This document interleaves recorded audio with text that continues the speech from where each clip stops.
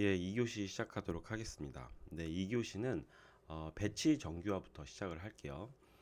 이 배치 정규화는 배치, 데이터의 묶음을 노멀라이제이션, 정규화, 정규화를 시킨다라는 거죠. 그래서 데이터의 값을, 데이터의 분포를 학습에 유리하도록 바꿔서 신경망에 주입을 하겠다라는 거예요. 그래서 데이터의 분포를 학습에 유리하게 바꾼다.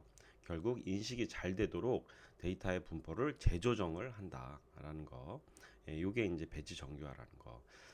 알아두시고, 요 배치 정규화는 총 두 단계로 이루어져 있습니다. 1단계는 표준 정규 분포로 이렇게 바꿉니다. 그리고 2단계에서 이 표준 정규 분포로 바꿔진 데이터를 다시 학습에 더 유리하게끔 재분포를 시킵니다. 그래서 예를 들면은 7이라는 숫자가 있으면은 이렇게 엠리스트에 7이라는 숫자가 이제 주입이 되면은 그거의 데이터 분포는 0서부터 255까지 분포돼 있고 평균은 100 정도로 그다음에 분산은 30 정도로 분포가 돼 있겠죠. 그러면은 이거를 표준 정규 분포로 바꿈으로써 평균은 0, 분산은 1로 재조정을 이렇게 합니다. 이렇게 재조정을 하고 다시 학습에 더 유리하게끔 재분포를 하는 거예요. 물론 요것보다도 요게 더 학습에 유리할 거고 요것보다도 더 유리하게 더 최적화를 시키는 거예요. 예, 이것보다 이게 왜 유리할까요? 일반적으로 데이터들이 다양한 패턴으로 들어오죠.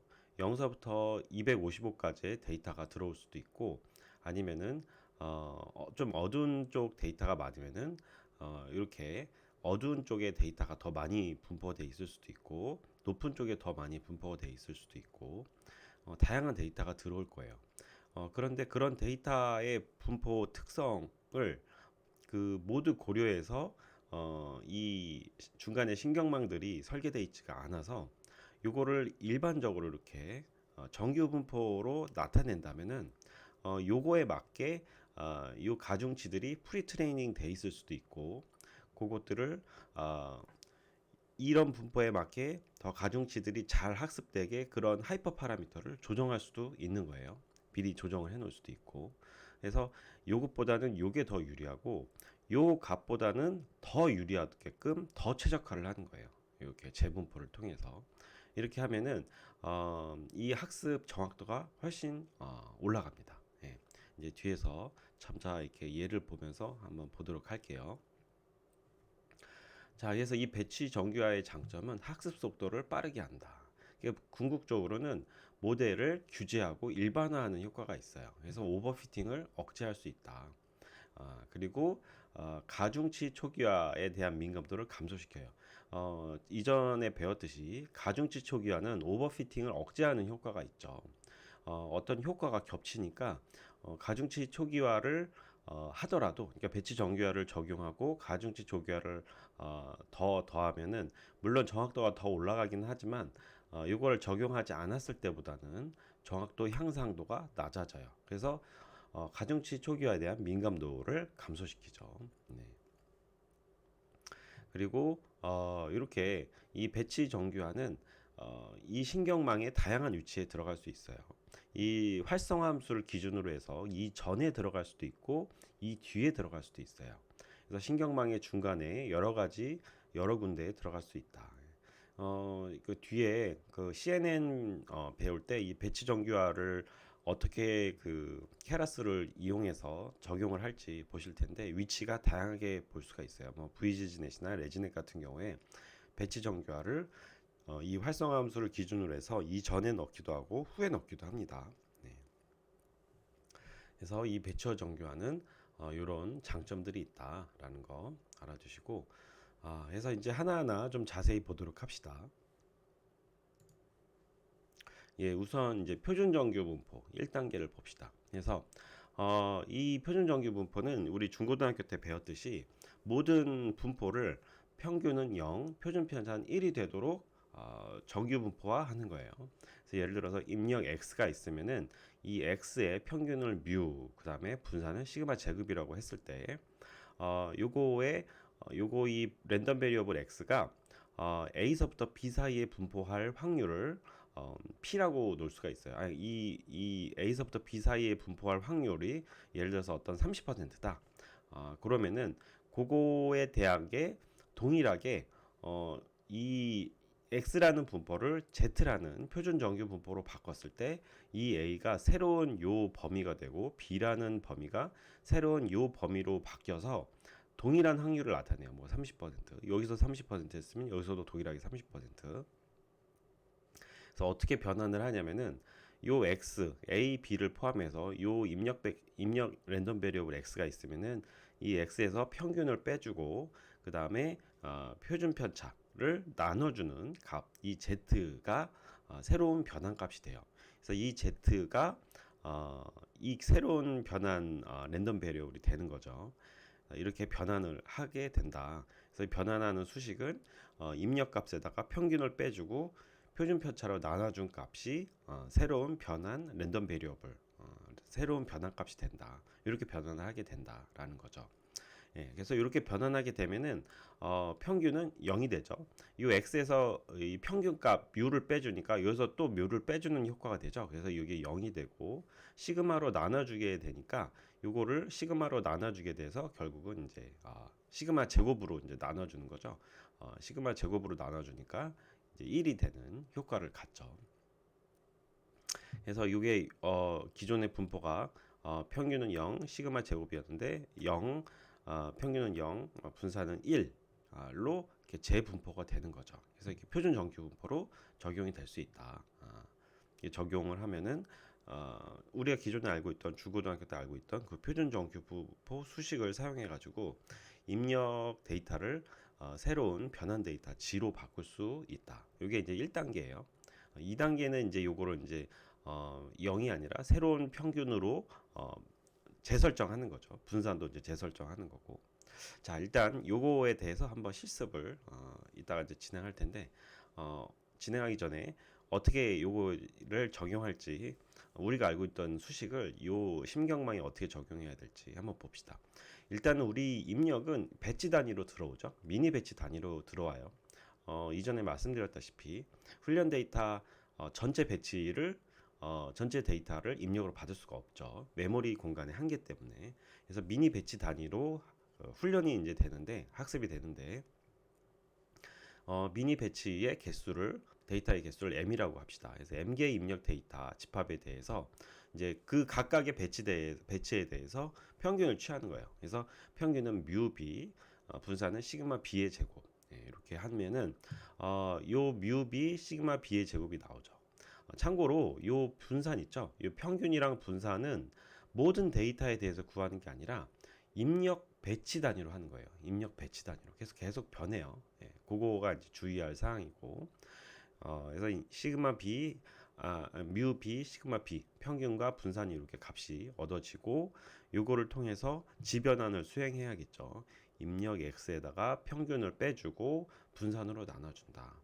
근데 표준 편차로 나눠주는 거죠. 이 표준 편차로. 근데 표준 편차로 그냥 나눠주게 되면은 이 시그마가 만약에 0일 경우에 이 z 값은 무한대가 되겠죠.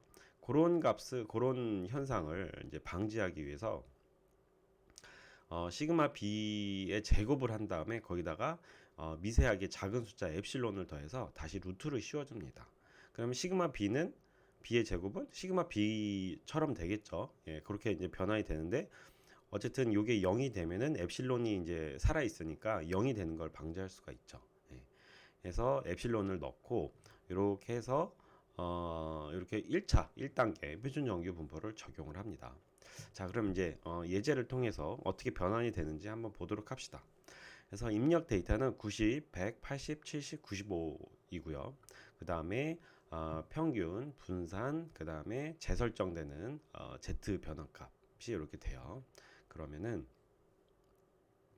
요거를 넘파이와 매스 라이브러리를 이용해서 풀어보면은 네, 일단은 B를 넘파이 어레이를 이용해서 데이터를 설정을 하죠. 90, 100, 80, 70, 95 이렇게.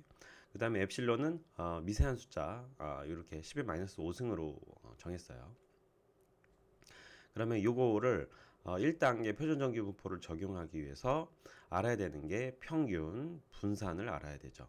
그래서 numPy에 요 데이터에 대해서 통계를 내주는 함수들이 있어요. 그래서 mean은 평균을 내주는 함수고, std, standard deviation은 표준 편차 값을 내주는 함수고, 이 variance, 이 val은 분산 값을 내주는 함수예요. 그래서 요 값들을 이용해서 요 값들을 찍어봤어요. 그래서 요 값들의 평균은 87, 그 다음에 표준 편차는 10.7, 그 다음에 분산은 요거의 제곱이죠. 그래서 116 이렇게 나왔어요.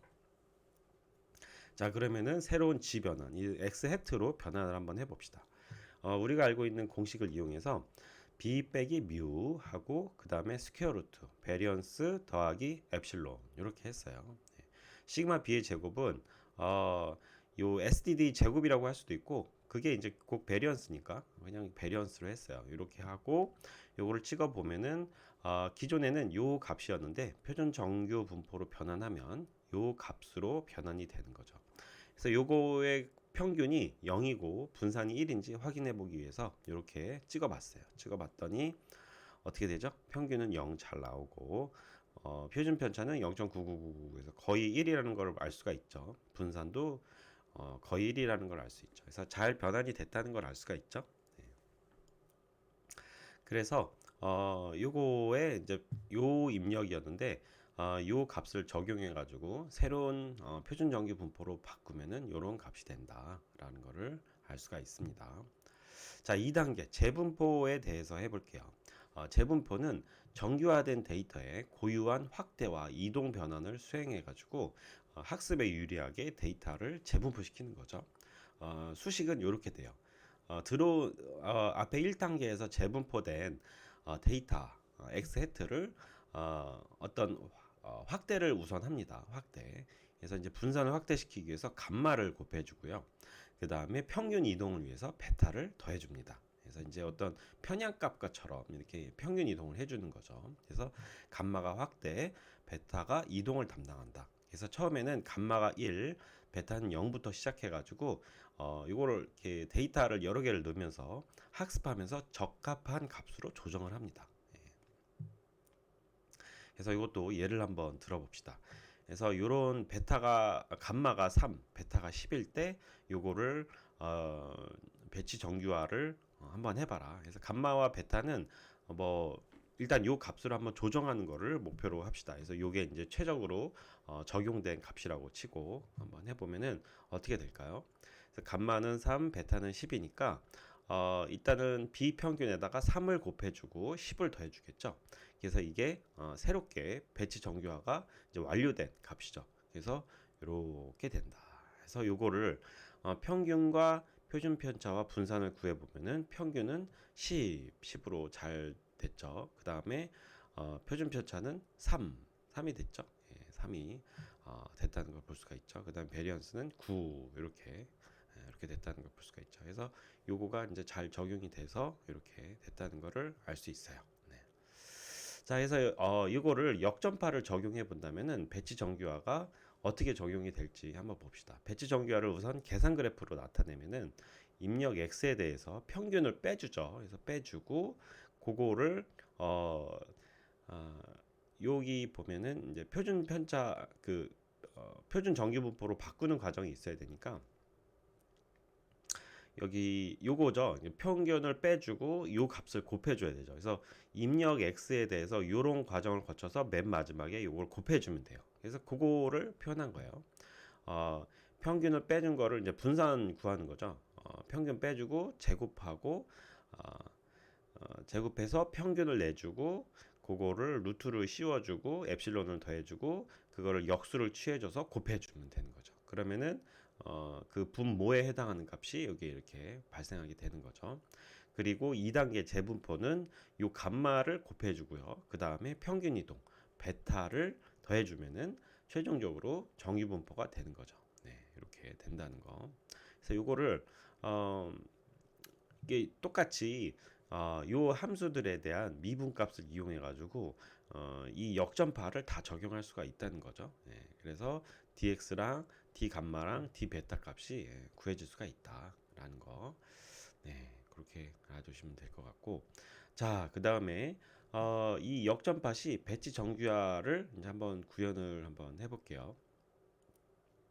요거는 여기 우리 그 밑바닥부터 시작하는 딥러닝 그 교재에 여기 코드가 나와 있어요. 그래서 그 코드를 참고하시면 될 것 같아요. 그래서 거기에 순전파랑 역전파가 모두 구현이 돼 있어요.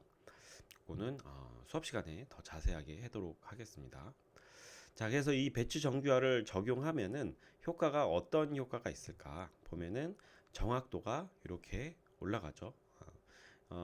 이게 에폭에 따라서 정확도가 배치 정규화를 하지 않은 것보다 훨씬 더 정확도가 올라가게 돼요.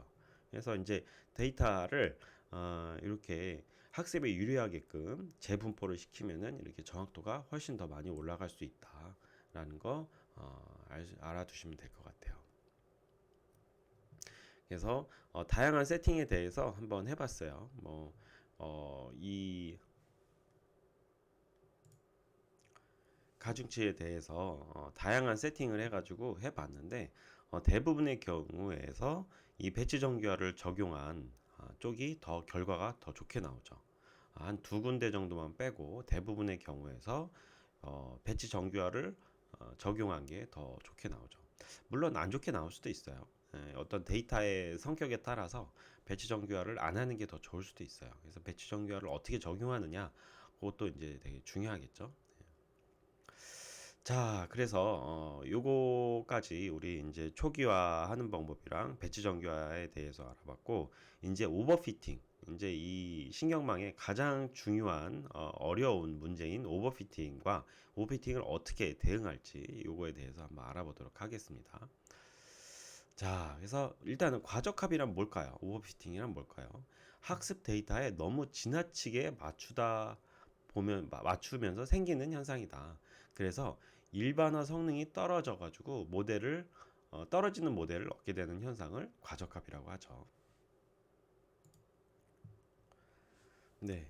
여기서 보면은 일단 트레이닝 셋에 대해서 데이터가 이렇게 주어졌을 때 요거에 대해서 이제 훈련을 많이는 못했어요. 적당히 훈련하면은 정확도가 65%가 나왔어요. 그리고 이거에 대해서 더 많이 훈련을 했어요. 그랬더니 한 90% 정도가 나왔어요. 물론 한 10% 정도는 이런 거는 이제 에러가 났죠. 그래서 훈련을 굉장히 많이 시켰어요. 그랬더니 정확도가 100%가 나왔어요. 그래서 이 파란 원과 빨간 원을 나르는 기준이 아주 복잡한 형태로 이렇게 디시전 바운더리가 그 바운더리가 이렇게 결정이 됐어요. 그래서 이 데이터셋에 대해서는 완벽한 100%를 나타내는데 새로운 데이터셋이 또 주어졌어요. 이런 것과 다른 패턴으로 주어졌을 때 보면은 언더피팅 훈련을 많이 안 했을 때는 정확도가 20개 중에서 12개를 맞췄어요. 별로 좋진 않죠. 절반을 조금 넘는 수치니까. 그래서 요 훈련을 더 많이 시킨 모델을 적용했더니 20개 중에서 17개를 맞췄어요. 꽤 많이 맞췄어요. 그쵸? 그래서 요 굉장히 많이 훈련시킨 모델을 훈련셋에 대해서 굉장히 많이 훈련시킨 요 디시전 바운더리를 뉴 데이터에 대해서 적용을 했더니 어떻게 됐어요? 예, 굉장히 높을 줄 알았는데 그렇지 못했다는 거죠. 20개 중에서 13개만 맞췄어요. 예. 요런 거를 보면서 훈련셋에 대해서 완벽하게 훈련한 것들이 새로운 데이터에 대해서는 어, 높은 좋은 정확도를 나타내지 못하는 현상, 요런 게 이제 오버피팅이라는 거죠. 그에 반해서 적당히 훈련을 시켰을 때는 적당한 정확도가 나왔다는 거죠.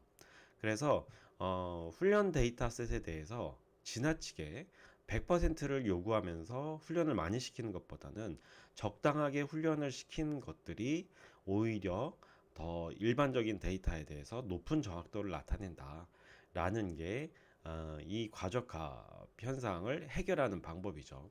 훈련을 너무 지나치게 학습시키는 것보다는 적당하게 학습을 시키는 게 좋겠다. 그러면 그 기준을 어떻게 알 수 있을까요? 네. 물론 이제 그 데이터에 대해서 훈련 데이터셋에 대해서 이렇게 학습시키면서 밸리데이션 데이터셋을 같이 놓고 그 정확도를 비교하는 방법도 있겠지만, 그래서 이제 그 밸리데이션 데이터셋에 대해서 정확도가 떨어지는 순간, 그거를 제너럴라이즈드, 일반적인 최적의 피팅, 그러니까 적당히 훈련시킨 그 순간이라고 판단할 수도 있겠지만, 요거를 어떤 규제 방법이라든지 이런 방법을 통해서 요 적당한 훈련 순간을 찾아내는 방식이 바로 이 오버피팅 해결책 훈련 방법이라는 겁니다. 그래서 뒤에서는 이제 요거에 대해서 어떻게 이렇게 적당하게 훈련되는 그 순간을 찾을지 그 방법에 대해서 이제 배우는 거예요. 그래서 이제 언더피팅과 노멀 피팅과 오버피팅이 있는데, 언더피팅은 적정 수준의 학습을 하지 못해서 실제 성능이 떨어진 경우, 이때는 학습을 더 시키면 됩니다. 예. 그리고 노멀 피팅은 적정 수준의 학습으로 실제 적정한 일반화 수준을 나타내는 그 순간, 그걸 이제 노멀 피팅, 제너럴라이즈드 피팅이라고 할 수 있고, 그리고 학습 데이터에 대해서 성능이 좋지만 실제 데이터에 대해서는 성능이 떨어지는 그 순간, 그거를 오버피팅이라고 얘기할 수 있는 거죠. 그래서 오버피팅의 정의는 이렇게 볼 수 있어요. 학습 데이터에는 성능이 좋지만 실제 데이터에 관해서는 성능이 떨어지는 순간, 훈련 데이터에 너무 지나치게 맞춰서 훈련이 된 거, 그걸 오버피팅이라고 할 수 있는 거죠. 자, 그러면은 이 이 최대 이 최적화와 일반화 사이의 어떤 이 트레이드 오프, 그러니까 최적화라는 거는 가능한 한 훈련 데이터에서 최고의 성능을 얻기 위해 모델을 조정하는 과정, 그걸 이제 최적화라고 할 수 있고, 일반화라는 거는 훈련된 모델이 이전에 본 적 없는 데이터에서 얼마나 정답을 잘 추론할 수 있는지, 그 일반화, 요 두 사이에 그 트레이드오프를 잘 해야 되는 거예요. 그러니까 최적화라는 건 훈련 데이터에 대해서 성능을 잘 나타내는 거. 그다음에 일반화라는 거는 본 적이 없는 새로운 데이터에 대해서 정확도를 잘 나타내는 거. 그 일반화인데, 일반화가 우리의 목적인 거죠. 최종적인 목적인 거죠. 그런데 최적화를 못하면은 일반화도 성능이 얻어질 수가 없어요. 그래서 최적화를 진행을 하면서 일반화에 손상이 가지 않게 일반화의 정확도를 더 올릴 수 있도록 적당하게 이 최적화를 수행하는 거. 그게 바로 그 노멀 피팅인 거죠. 그래서 이 최적화와 일반화의 트레이드 오프 순간을 찾는 게 이슈다. 그래서 머신러닝의 근본적인 이슈는 이 최적화와 일반화 사이의 트레이드 오프다라는 거. 요걸 좀 알아두시고, 그래서 요렇게 이제 노멀 피팅을 하면은 어떻게 되느냐? 디시전 바운더리를 이렇게 적정하게 이렇게 갖는 거. 이렇게 하면은 언더 피팅, 이렇게 하면 노멀 피팅, 이렇게 하면은 오버 피팅이라는 거죠. 그래서 학습 진행에 따라서 이 디시전 바운더리 형태를 잘 찾는 거가 이제 중요하겠죠. 그래서 이거를 뭐 보면은 모델 복잡도에 따라서 정확도를 최적으로 올리기 위해서 최적점을 찾는 게, 요게 이제 테스트 데이터에 대해서 정확도를 나타내는 거고, 요게 훈련 데이터에 따라서 정확도를 나타내는 건데, 훈련 데이터에 대해서는 최고의 정확도를 나타냈지만 본 적이 없는 테스트 데이터에 대해서는 오히려 떨어지고, 그거에 대해서 높은 정확도를 나타내려면 적절한 최적점을 찾아야겠죠. 이 모델 복잡도는 훈련이 진행된 정도, 에폭 정도라고 보시면 돼요. 에폭에 따라서 최적점이 이렇게 형성이 될 수 있다라는 거.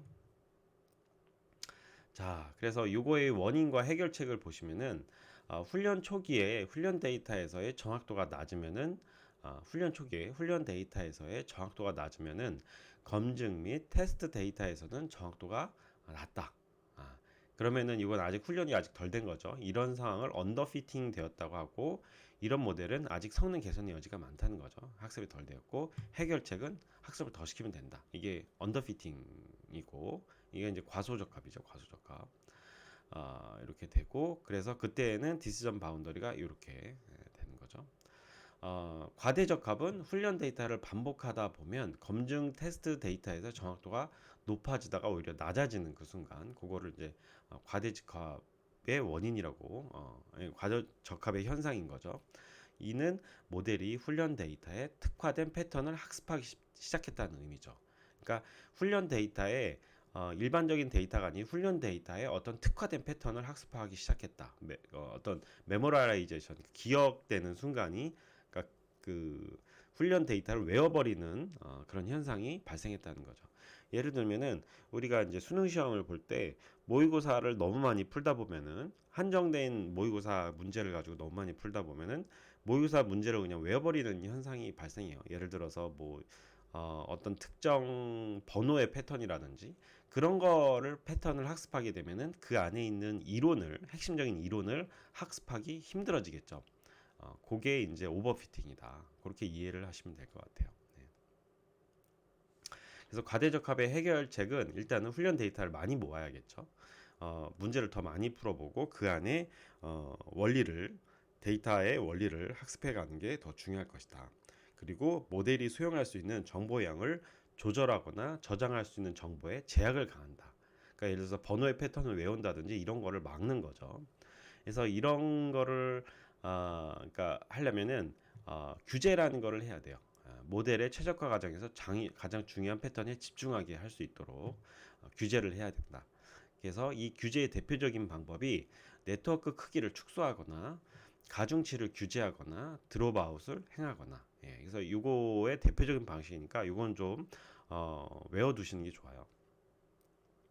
네트워크 크기를 축소한다든지 가중치 값들의 크기를 좀 규제한다든지, 그 다음에 드롭아웃, 뒤에서 나오겠지만 드롭아웃은 어떤 학습의 신경망, 학습 중에 신경망의 일부, 그 가중치의 일부를 0으로 그냥 세팅해서 훈련시키는 거예요. 네.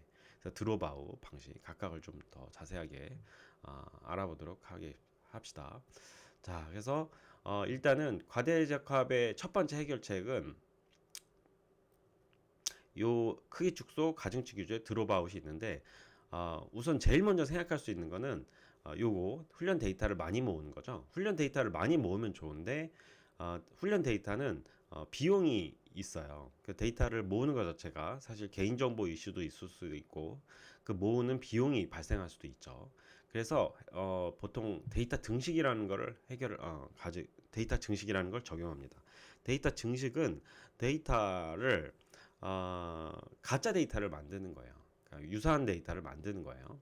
예를 들어서 고양이가 있으면 고양이를 한번 뒤집는다든지 어떤 색소에 어떤 변형을 가한다든지 뭐 그런 방식으로 오그멘테이션, 증식을 하는 거죠. 예. 이렇게 증식을 하면은 적은 비용으로도 비슷한 데이터를 더 많이 발생시키게 되겠죠. 그래서 데이터 증식 이 방식, 예를 들면은 이런 거예요. 데이터 증식을 하게 되면은 원래 오리지널 나비 데이터가 있는데 여기서 이 중간에 이 나비 날개 이런 텍스처들, 이런 미세한 패턴들을 없애버려서 디텍스처라이즈드 하는 방식도 있고, 이걸 흑백으로 바꾸는 방식도 있고, 이거를 엣지를 조금 더 강하게 하는 방식도 있고, 아니면은 색소를 빼버리는 현상도 있을 수도 있고, 아니면은 뭐 뒤집는다든지 회전시킨다든지, 사람들이 판단하기에 이게 다 나비죠. 똑같은 나비의 데이터를 새롭게 만드는 거예요. 원래 패턴을 가지고 어떤 알고리즘에 의해서. 그래서 이런 거를 데이터 오그멘테이션, 이미지 증식이라고 한다. 데이터 증식이라고 한다. 그래서 뭐 예를 들면 엠리스트 숫자 데이터 같은 경우는 이렇게 3이라는 데이터에 노이즈를 넣기도 하고 흐릿하게 하기도 하고 뭐 반전을 주기도 하고 뭐 이런 패턴을 넣기도 하고 색깔을 빼기도 하고 일부 공간을 이렇게 그 지워버린다든지 이런 변이를 통해서, 영상 처리 변이 기법들을 통해서 새로운 데이터를 만들어내는 거, 요거를 데이터 오그멘테이션, 이미지 오그멘테이션이라고 합니다. 그런데 주의해야 될 거는 원래 의미의 손상이 가도록 이렇게 하면 안 돼요. 예를 들어서 요거 같은 경우는 3이라고 판단하기 힘들겠죠. 회전을 했어요. 근데 3이라고 판단하기는 힘들어요. 그렇죠? 예를 들어서 그리고 6을 뒤집으면 9가 될 수도 있고 뭐 이렇게 될 수도 있겠죠. 그러니까 좀 이미지 증식을 할 때는 주의를 해야 돼요. 데이터 변형을 할 때 원래 의미의 손상이 되는지 안 되는지. 그래서 요 특히 이렇게 이제 OCR 그 문자 인식 같은 걸 할 때는 어떤 패턴에 따라서 다른 의미가 될 수 있으므로 회전에 따라서 혹은 뭐 뒤집는 거에 따라서 다른 의미가 될 수 있으니까 좀 주의해서 적용을 해야 된다는 게 우리가 좀 알아둬야 될 겁니다. 또 다른 방식으로 겐이라는 방식이 있어요. 이거는 데이터를 생산하는 방식이에요. 신경망을 통해서 가짜 데이터를 만드는 방식이에요. 가장 대표적인 게 우리 밤 데이터에서 주행 데이터를 얻고 싶으면은 밤에 운전을 하면서 이렇게 데이터를 채취해야 되는데, 그 주행 데이터를 새로 얻기 위해서 또 다른 주행을 해야 되고 이렇게 그런 어려운 점들이 있겠죠. 그럴 때 이게 밤 스타일로 이미지를 변환시키면 돼요. 특히나 이렇게 게임 데이터에서, 게임 주행 데이터에서 요것들을 얻어내고 거기서 어떻게 밤 스타일로 이미지를 변환한다든지 이렇게 신경망을 통해서 가짜 데이터를 한 번 더 이렇게 변형을 가해 가지고 새로운 데이터를 만들어내는 거, 요거를 겐 기반의 스타일 트랜스퍼 요 기반의 데이터 오그멘테이션이라고 볼 수가 있어요. 그래서 신경망을 통해서 새로운 데이터를 만들어내 가지고 이를 다시 훈련 데이터에 사용하는 거, 요게 이제 겐 기반의 데이터 생산 방식이라고 볼 수가 있죠. 자, 그 다음에 두 번째 해결책은 네트워크 용량을 감소하는 거예요. 그래서 모델에 있는 학습 데이터, 학습 파라미터 수를 줄이는 것을 말합니다. 대표적으로 계층 수를 줄인다든지 계층별 채널 수를 줄인다든지 이런 것들이 대표적인 해결책이에요. 그래서 딥러닝에서 모델에 있는 학습 파라미터 수를 모델의 이제 캐퍼시티라고 해요. 이제 수용량, 이 캐퍼시티는 뭐냐면은 레이어 수, 레이어별 채널 수. 그러니까 그 어떻게 보면은 가중치들의 어떤 용량이라고 봐서 캐퍼시티라고 얘기를 하는 거죠. 캐퍼시티라는 거는 어떤 기억 용량이라고 볼 수도 있어요. 어떻게 보면 이제 뇌세포라고 볼 수도 있고 뉴런이라고 볼 수도 있고, 더 많은 캐퍼시티를 가지고 학습을 하면 더 복잡한 모델을 잘 기억할 수 있으니까 더 성능이 올라가겠죠. 그런데 간단한 모델을 너무 지나치게 학습하면 쓸데없는 것까지 학습하게 된다는 거예요. 그래서 캐퍼시티가 큰 모델일수록 기억 용량이 더 큰데 모든 훈련 데이터를 기억해 버릴 수 있으니, 훈련 데이터 양이 작으면은 이런 것들을 다 기억해 버릴 수 있으니 최적화가 되니 일반화 능력이 떨어지게 된다. 그래서 적절한 캐퍼시티 규제가 있어야지 일반화 능력이 향상이 된다라는 거죠. 네, 그래서 이거 하나 알아두시고, 그래서 예를 들어서 어디서 이제 좀 가져왔는데 이 신경망이 이렇게 이제 구성이 돼 있어요. 이렇게 구성이 돼 있는데 요거에 대해서 이렇게 적용을 해 보면은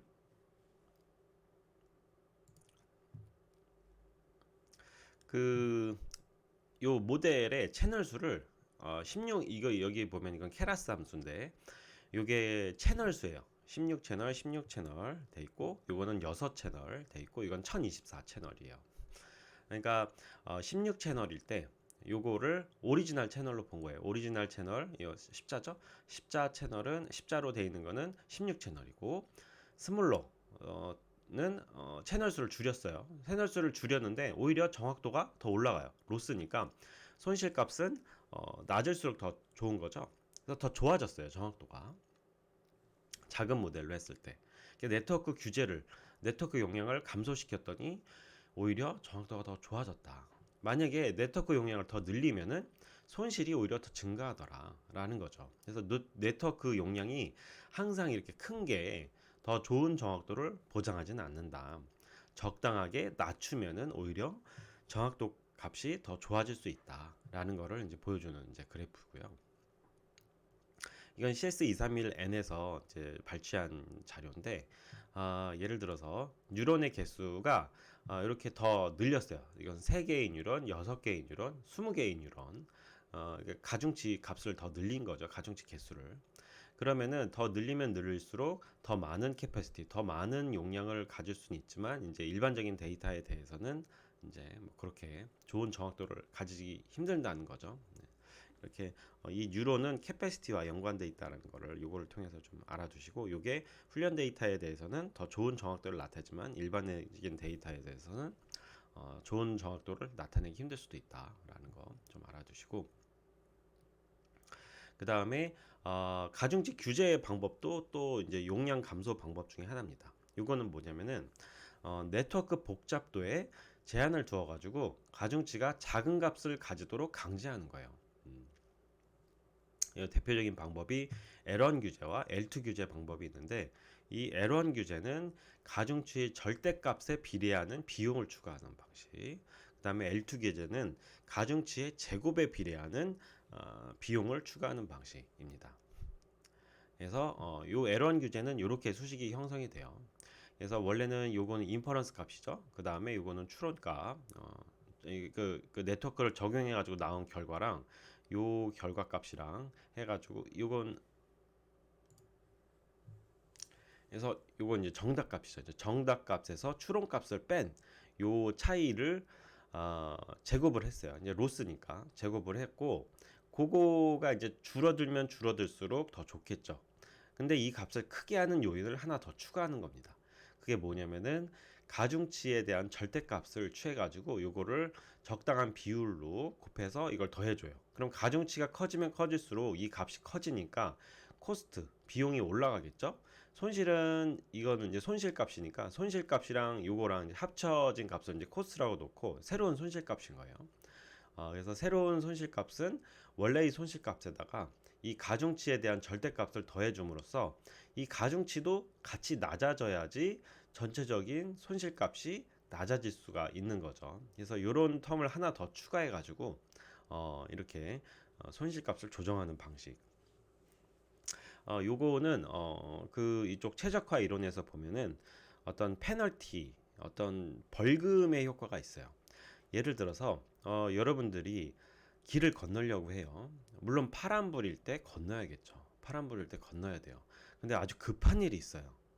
그러면은 빨간불일 때도 건너야 될 수도 있어요. 근데 건너게 되면은 어떤 페널티를 부과하게 되죠. 뭐 어떤 벌금을 부과하게 될 거예요. 근데 여러분들이 건너므로 해서 그 빨간불일 때 신호를 빨간불일 때 길을 건너므로 해서 여러분들이 얻어지는 이득이 있을 수 있죠. 지금 빨리 지각을 했거나 아니면 빨리 지금 어딜 가야 되는데 그걸 기다림으로써 어떤 발생하는 손실이 있어요. 근데 그 손실 비용과 이 벌금을 만약에 뭐 한 5만 원을 낸다고 칩시다.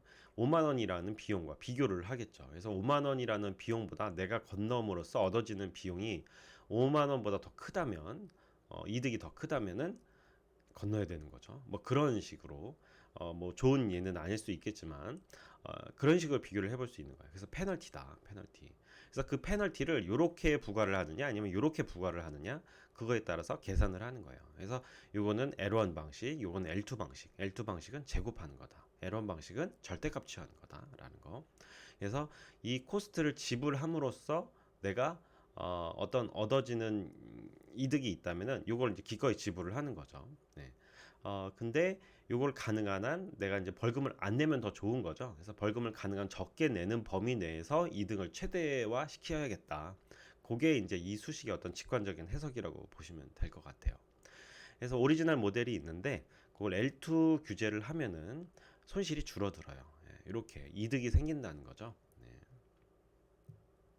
그래서 이 람다 값, 이 람다 값을 어느 정도로 부과하는 게 적당하느냐. 예를 들어서 길을 건너는데 이 길을 건너는 거에 대해서 빨간불인데 길을 건너는 거에 대해서 벌금을 어느 정도 부과하는 게 나의 길을 좀 최적화 시킬 것이냐. 뭐 이런 거예요. 그래서 이 페널티 코스트예요. 페널티 코스트.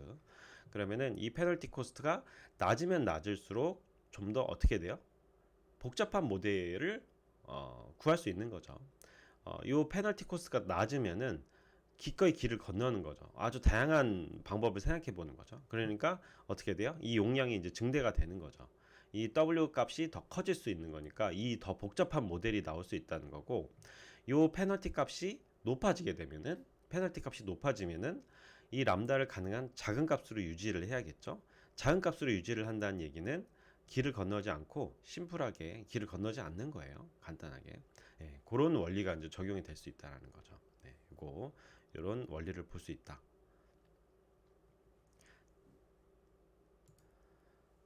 자, 그 다음에 드롭아웃에 대해서 해봅시다. 이 드롭아웃 기법은 알렉스넷에 도입된 힌튼에 의해 개발된 기술이에요. 힌튼 교수팀에 의해서.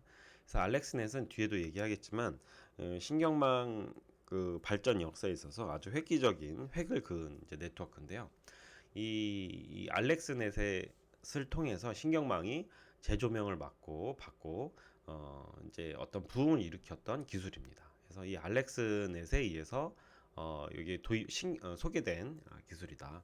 그래서 어떻게 적용하면은 하냐면은 훈련증에 드랍아웃을 적용하면은 훈련 시에 무작위로 층의 일부 출력 특성을 제외시킵니다. 0으로 만듭니다.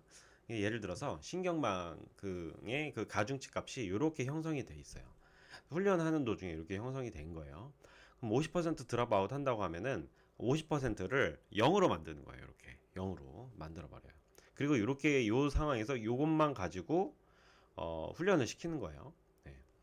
뭐 적정한 예가 될 수 있을지 모르겠지만 여러분들이 그 뭐 복싱 시합을 하는데 내가 이제 스파링을 할 때 뭐 눈을 가리고 한다든지 아니면 왼팔을 안 쓰고 오른팔만 가지고 한다든지 장기를 뭐 두는데 차와 포를 띄고 어떤 훈련을 한다든지 이런 게 이제 대표적인 예겠죠. 그래서 내가 사용할 수 있는 모든 기능의 일부를 가리고 나머지 기능 가지고만 어떻게 이제 문제를 해결하려고 하는 그런 노력, 그런 거를 이제 드롭 아웃이라고 이제 볼 수 있겠죠. 그래서 드롭 아웃을 프로그래밍적으로 어떻게 적용할지 이걸 보면은 예를 들어서 이렇게 랜덤 해가지고 x에 그 신경망 가중치 값을 이렇게 발생을 시켰어요. 여기서 50% 드랍아웃을 한다. 그러면은 이 중에서 이게 랜덤이라서 0서부터 1 사이의 값들인데 0.5를 기준으로 해서 0.5보다 큰 것만 취하겠다는 겁니다. 그러면은 그 이 쉐이프 값에서 이제 마스크가 이렇게 이루어지겠죠. 마스크 값이 이렇게 이루어지고 요거 이 추루가 된 것만 요 x 값에 대해서 마스킹을 하면은 여기 보면은 요 랜덤해서 0서부터 1까지 데이터 중에서 0.5 이상인 게 한 절반 정도의 확률이겠죠. 그래서 그거에 대해서 요걸 씌우는 거예요. 그래서 0. 요 추루 요것만 사는 거죠. 0.36 0.85, 0.95, 0.43, 0.81 요것만 이제 살아남는 거죠. 마스킹 씌우면 나머지는 다 0으로 되고 요것만 이제 살아남아서 요것만 가지고 훈련을 시키겠다. 뭐 이렇게 적용을 할 수가 있어요. 프로그래밍으로 짠다면. 네. 그래서 이 드롭 아웃을 적용을 하면은 이렇게 이제 그 포워딩 할 때는 이렇게 적용을 할 수가 있고 백워드도 똑같이 이렇게 적용을 하면 돼요. 그 오차 역전법의 백워드도 똑같이 이 마스크를 곱해주고 D 아웃에다 마스크만 이게 곱해주면은 이렇게 간단하게 드롭 아웃도 이렇게 오차 역전법에 이제 적용을 할 수 있다는 거죠. 네, 이렇게 할 수 있다는 거 프로그래밍으로 알아두시면 될 것 같고. 그래서 요거의 실험 결과를 한번 봤어요. 7계층 신경망이고 엠니스트 데이터셋인데 요 드랍아웃 레이시 보통 0.5가 아니라 조금 다양한 값으로 적용을 해야 됩니다.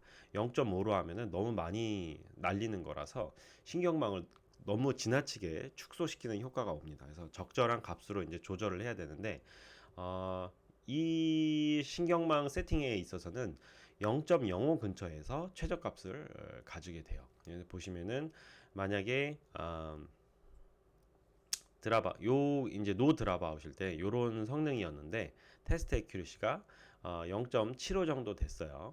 근데 드랍아웃 0.05로 하면은 0.78로 더 올라가요. 근데 0.2로 조금 높게 드랍아웃을 설정했어요. 그랬더니 네트워크가 다 날아가는 효과가 있으니까 이게 더 올라가는 효과가 있습니다. 이게 좀 낮아지는 효과가 있어요. 그래서 테스트 에큐리시는 지나치게 0.49 더 이제 학습을 시켜야겠죠.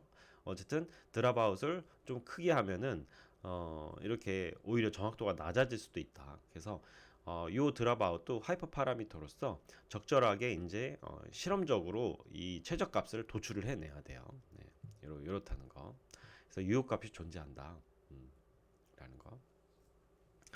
자, 그래서 과대 적합을 방지하기 위한 방법들을 한번 정리를 해볼게요. 우선 훈련 데이터를 더 모아야 되고 네트워크 용량을 감소시켜야 되고 가중치 규제를 추가하면 되고 드롭아웃을 추가하면 됩니다. 그래서 이 네 가지 방식을 잘 알아두시고 어떤 신경망을 적용할 때 요거를 번갈아 가면서 이제 적용을 해보면서 최적의 신경망 값들을 도출할 수가 있다. 그래서 굉장히 실험적인 방법이에요. 사실 신경망은 되게 다양한 실험을 통해서 최적의 값을 얻어내는 거다라는 거. 자, 그래서 우리 아까 전에 그 여기 이 드랍 아웃 레이트 요 있죠. 요것도 하이퍼 파라미터고, 이 하이퍼 파라미터에 대해서 조금 더 자세히 알아볼게요. 이 훈련할 때 요 값을 이제 잘 선정을 해야 되는데, 요 하이퍼 파라미터의 정의는 네트워크 모델링 및 학습을 할 때 사용자가 직접 세팅해주는 값이다. 그래서 예를 들면은 층수나 각층의 뉴런수나 배치 크기나 에포크, 훈련 얼마나 오래 할지, 에포크 몇 에포크를 할지, 학습 방법이라든지 가중 초기화 방법이라든지 손실함수 값이라든지 어떤 손실을 함수 값을 쓸지, 뭐 MSE를 쓸지 크로스 엔트로피를 쓸지, 뭐 이런 거. 그다음에 학습률은 몇으로 할지, 가중치 감소율은 얼마나 할지, 네트워크 규제 방법은 어떤 거를 쓸지 등등 다양한 방법이 있습니다. 그래서 하이퍼 파라미터를 잘 설정을 해야지 좋은 정확도가 나옵니다. 그래서 대체로 이 하이퍼 파라미터는 경험에 의해서 얻어지는 게 커요. 논문을 잘 보면은 이 하이퍼 파라미터를 많이들 이렇게 기술을 해놓고 있지만 그거 이외에도 숨겨진 방법들이 많아요. 그래서 대체로 여러분들이 논문에 있는 방법을 그대로 구현을 해서 돌려보면은 논문에서 제시한 정확도와 동일한 정확도가 나오지 않을 수도 있습니다.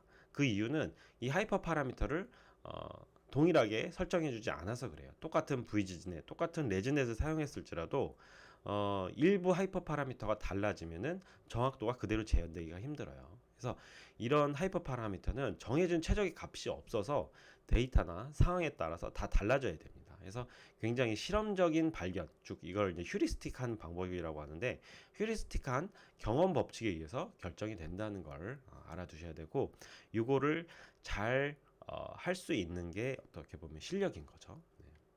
그래서 하이퍼 파라미터 최적화 방법을 좀 정리를 해보면은, 우선 첫 번째로 하이퍼 파라미터의 값의 범위를 어느 정도 설정을 해놓고 설정된 범위 내에서 하이퍼 파라미터 값을 무작위로 추출을 해가지고 실험을 해보는 거예요. 이게 조금 더 빨라요. 그리드 방식으로 순차적으로 하나하나 하는 것보다 무작위로 추출을 해서 하는 게 조금 더 최적 값에 더 빨리 접근할 수 있다라는 이론이 있어요. 그래서 그 다음에는 1단계에서 샘플링한 하이퍼 파라미터 값을 사용해서 학습하고 검증 데이터로 정확도를 이제 평가를 합니다. 평가를 하고 그래서 이제 정확도 값이 나오면은 그거 보면서 이제 수정을 하는 거죠. 1단계, 2단계의 특정 횟수 동안 이제 반복하면서 그 정확도의 결과 값을 보고 하이퍼 파라미터의 범위를 좁혀가던 어떤 수정을 하던 최저 값으로 이르도록 계속 반복적인 실험을 하는 거죠. 이제 그렇게 해서 할 수가 있다라는 거. 예를 들면은 요거에 대해서 엠니스트에 대해서 하이퍼 파라미터 최적 하이퍼 파라미터를 이제 탐색을 좀 하는 실험인데, 챕터 6에 하이퍼 파라미터 옵티마이제이션이라는 요 파일을 돌리면은 이런 값들을 얻어낼 수가 있어요. 이렇게 얻어낼 수가 있다. 그래서 보시면은 1단계 점점 적용할수록 예, 다양한 하이퍼 파라미터 패턴에 대해서 이제 학습을 해가지고 그 이제 소팅을 한 거예요. 순서대로 이제 나열을 해서 제일 최고의 하이퍼 파라미터 패턴을 갖는 베스트 1서부터 최악까지 베스트 20까지 이렇게 쭉 소팅을 한 거죠. 그래서 그때 최고의 그 정확도 0.9를 나타내기 위한 하이퍼 파라미터는 러닝 레이스는 0.0097, 웨이트 디케이는 1.36 이렇게 도출을 할 수 있다. 그래서 요거까지 얻어내기까지 계속 무작위로 추출을 하면서 수정하면서 요 러닝 레이트와 웨이트 디케이를 조절하면서 요 값을 도출한 거죠. 네, 그래서 이렇게 된다라는 거 알아두시면 될 것 같아요. 자, 그러면은 2교시도 이렇게 마무리하도록 하겠습니다.